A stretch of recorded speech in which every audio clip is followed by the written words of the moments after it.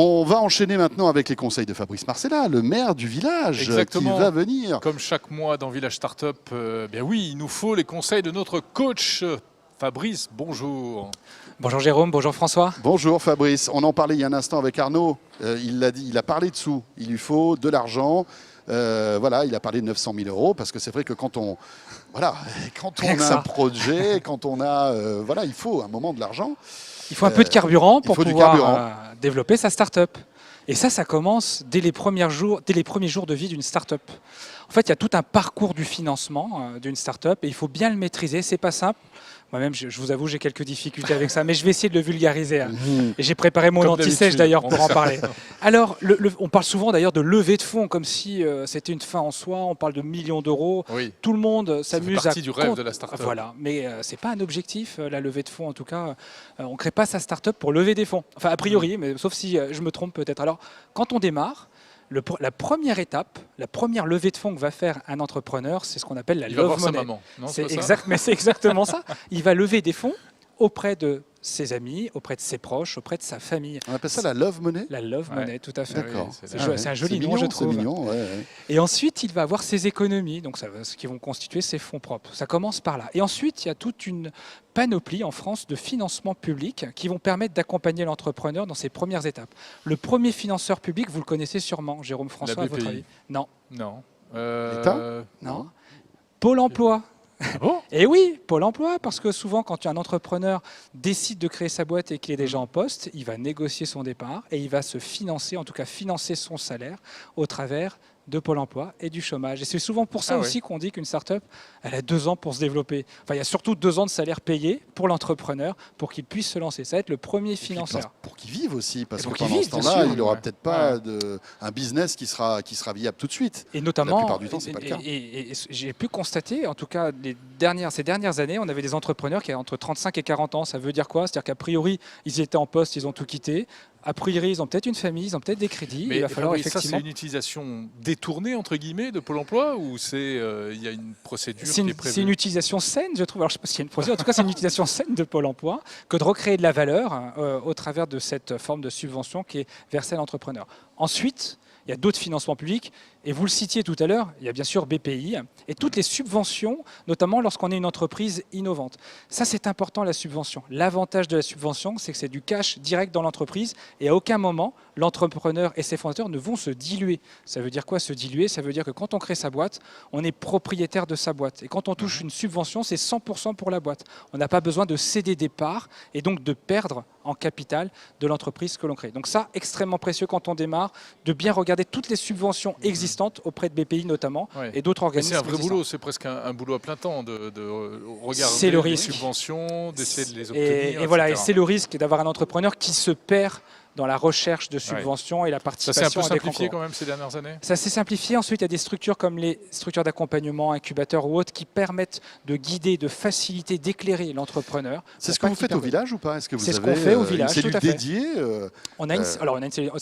C'est un job au quotidien que de mettre en relation et d'éclairer l'ensemble des entrepreneurs pour les guider vers les bonnes subventions. De ne pas perdre trop de temps et d'être bien focus sur son business, de ne pas oublier finalement de développer aussi son chiffre d'affaires. J'ai l'habitude de dire que finalement, le meilleur argent, c'est celui du client. Et donc, il faut continuer quand même à développer sa boîte, notamment aussi parce que toutes les fois où on a du chiffre d'affaires, toutes les fois où on a des clients, c'est autant de chances supplémentaires pour aller chercher des fonds et gagner en crédibilité. Donc, il ne faut pas perdre de vue ça. Donc, je rappelle, Pôle emploi, Love Money, subvention, prêt d'honneur. On est toujours dans le financement public. Des prêts d'honneur, c'est quoi l'avantage d'un prêt d'honneur ? C'est qu'il est souvent à taux zéro. Enfin, il est toujours à taux zéro. Il n'y a pas de caution, il n'y a pas de garantie. Et on ne se dilue pas à nouveau. Donc ça, c'est une étape aussi importante. Et ensuite, il y a toute la sphère de financement privé. Oui. Alors, par les financements privés, on entend quoi ? Il y a les prêts bancaires classiques. Alors, c'est assez étonnant, c'est que les startups se tournent rarement vers leurs banques. Ils préfèrent lever des fonds, ça semble plus sexy. Les banques n'ont pas trop bonne réputation pour ça. Je sais, et pourtant, elles se structurent aujourd'hui. C'était vrai il y a 4-5 ans encore. Elles prennent un peu plus de risques aujourd'hui ? Elles prennent un peu plus de risques, notamment toutes les fois où l'entrepreneur a une garantie BPI. Si l'entrepreneur a une garantie BPI, ça va rassurer son banquier. Et le banquier va être prêt à payer. Va être prêt à prêter plus qu'à payer. On prête qu'aux riches. On prête quand il y a une dynamique qui est déjà en route. Bien sûr. Lorsqu'on a passé ça, là, on va accéder à toute la partie leveur de fonds, tous les fonds d'investissement, pardon. Et là, par contre, on va diluer nécessairement son capital. Il va falloir ouvrir son capital et le partager. Donc, je te donne 5%, je te donne 10, je te donne 1. C'est exactement ça. Et finalement, le bon parcours d'un entrepreneur, c'est celui qui va réussir à obtenir et se développer avec un maximum de financement tout en se diluant le moins possible. C'est ça le bon parcours. Voilà. Et donc, de nouveau, je le rappelle, la levée de fonds, elle n'est pas automatique, c'est comme les antibiotiques. Et c'est extrêmement important de l'avoir en tête. Il n'y a pas une course à la levée de fonds. Et j'ai d'ailleurs connu quelques entrepreneurs, notamment ici que j'ai eu la chance d'accompagner, qui ont réussi à se développer grâce à leurs clients, à des clients qui leur ont fait confiance sur les premières années de vie de l'entreprise. C'était des clients qui, avec des premiers contrats financés Premiers contrats, et tout à fait, ils s'engageaient sur la durée tout de suite, donnant de la visibilité à l'entrepreneur, lui permettant de réinvestir dans l'entreprise. Donc toutes les fois, on peut faire ça. C'est ce qu'il y a de plus sain finalement. C'est ce qu'il y a de plus sain. Mais ça doit rester assez exceptionnel. Ça reste exceptionnel et en même temps, c'est pas le plus rapide pour se développer. Néanmoins, voilà, il faut savoir jouer d'équilibre entre le financement par son chiffre d'affaires et le financement par des investisseurs. Après, on le voit, hein, le gouvernement pousse aussi à investir de manière presque personnelle, fiscalement, pour tous ceux qui ont de l'argent de côté, d'investir et justement d'avoir des facilités, enfin même pas, c'est des avantages fiscaux importants. Ça peut être aussi de réinjecter ce que l'on a gagné. Voilà. D'ailleurs, il y a ce sont des clubs de business angels généralement, des entrepreneurs ou en tout cas des personnes qui ont fait fortune et qui cherchent à réinvestir une partie de leur argent dans l'économie en finançant de jeunes entrepreneurs. On en organise un certain nombre ici et c'est vrai dans toutes les structures d'accompagnement. C'est comme ça qu'on retrouve quasiment dans beaucoup de startups françaises tous les grands noms. Oui, tous les grands noms de la tech. Xavier Niel. Voilà, et souvent d'ailleurs c'est un gage, c'est drôle, c'est un outil de communication, la levée de fonds. Souvent, une start-up, lorsqu'elle lève des fonds, elle va le communiquer. Et si c'est un Xavier Niel qui a investi dedans, je pense qu'on va doublement le communiquer. Alors là, le banquier, il double la mise. Je ne sais pas si le banquier, en tout cas. Mais peut-être que ça attire aussi les autres investisseurs. Ça aussi attire des clients, ça attire peut-être aussi des collaborateurs. Voilà, donc, est-ce qu'on peut, Fabrice, quand on est comme ça au début, vraiment early stage, comment est-ce qu'il faut évaluer le montant dont on a besoin? Est-ce qu'on peut balancer un chiffre? Non, je ne pourrais pas balancer un chiffre.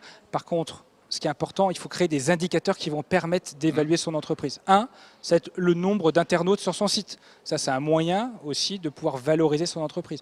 Deuxième élément, c'est la dynamique de chiffre d'affaires. Mais comment savoir de combien on a besoin? De combien on a besoin? Il faut se prévoir un petit salaire, il faut prévoir de quoi vivre. Et oui, voilà.